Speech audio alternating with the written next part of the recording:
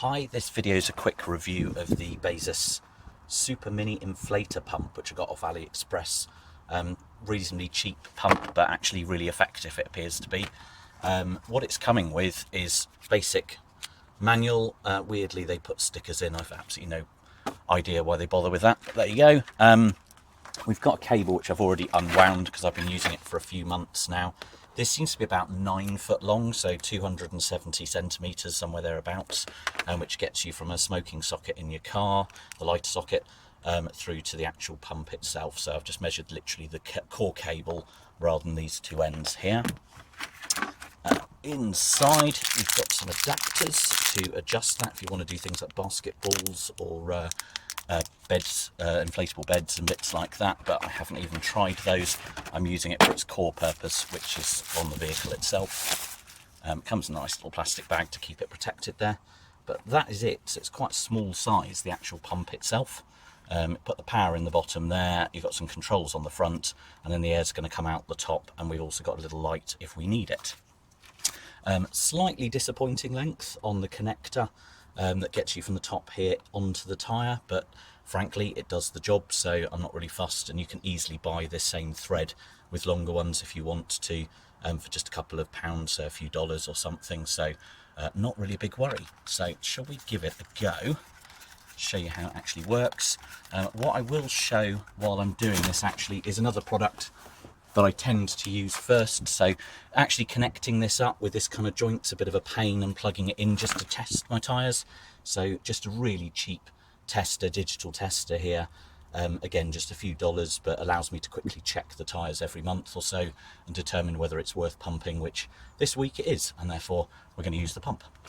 Right, let's go and plug it in to the cigarette socket, get some power.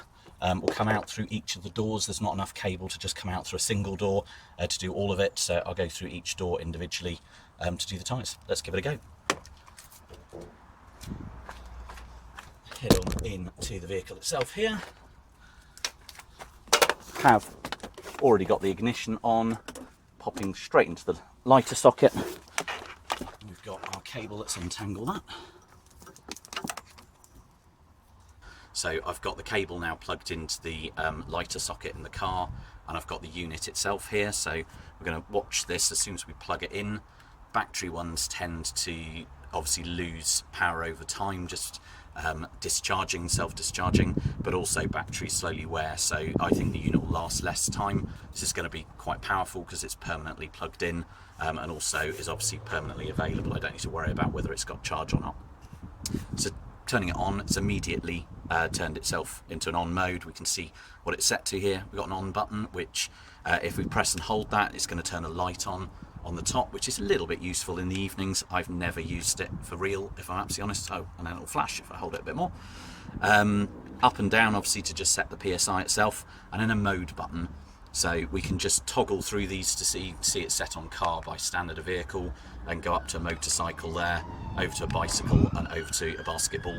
Don't know if it changes how fast it pumps in the air as a result of that, but it certainly sets a kind of default level on the PSI to save you having to keep pressing up to get to your relevant level. So if I press and hold mode, I can just swap to bar if I prefer it, but personally I keep it on PSI, that's where I like to be. So go up and down. 34 is where I want this tyre to be, so it's already got it as a default. So just by setting it there, we can see that's what it's going to try and achieve, and it'll then tell me what it's already set to. So let's plug it in so we can see what level this tyre's got. It's going to be a slightly awkward angle, this one, unfortunately. We'll lose a little bit of air plugging it in, but there we go. We can get it showing just about. So we can see it's currently at 30.5, which is pretty poor for the 34 we want. So we'll push up to find that setting we want it at, and just press power to start it. It's going to tell us as it pushes it upwards now, and it'll auto cut out as soon as it reaches that target level. You can see it's doing it at a reasonable pace, which means I'm not going to have to hang around too long making a bit of a dim.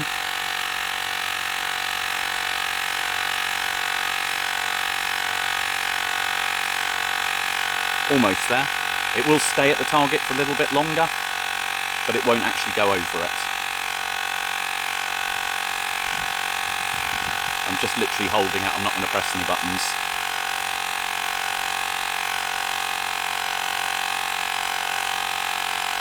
see it's staying at that level, but it will cut out.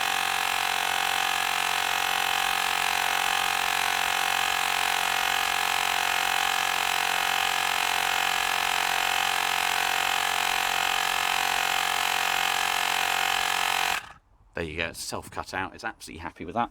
I can just pull this one off and it will literally blow its way out, so I don't need to worry about the level on it, and that one's all sorted. After all that, I'm afraid I've lost the very last bit of this video, so you'll have to just put up with me talking initially on this one. Just really summarising things to say, I think this is a great piece of kit. Picked it up for about £20 myself, which is, I think, about $25 to $30. It does seem to be well made, and I've used it for about 3 months now and not seen any issues reliability-wise or sturdiness-wise in the piece of kit. It's obviously pretty fast to set up, not quite as fast as one that's cableless, but you've got a bit of extra grunt you can see in there that's coming with that. So it's powering, it's pumping things up a little bit faster, which is great. It is a little bit noisy, all compressors are, but I don't think this one's all that bad compared to any others that I've tried. And I've tried to talk over during this video so you can get a little bit of an idea of just how noisy it is. I live with quite a lot of neighbours around me and no one seemed too upset with me doing it. The only downsides I'd see really is the cable length, both the power end, but also that last bit that goes to the tyre itself could be longer, but it doesn't give me any major issues. I can come out of the front door to get to both the front tyres and the rear tyres, so it's just a case of passing it across within the car, which isn't too bad. But yeah, a little bit extra would probably make things even better. But yeah, well worth it to get you out of any trouble for a relatively cheap price, and I would recommend this purchase. I hope that helps. Take care on the roads, and thanks for watching as always. Bye for now.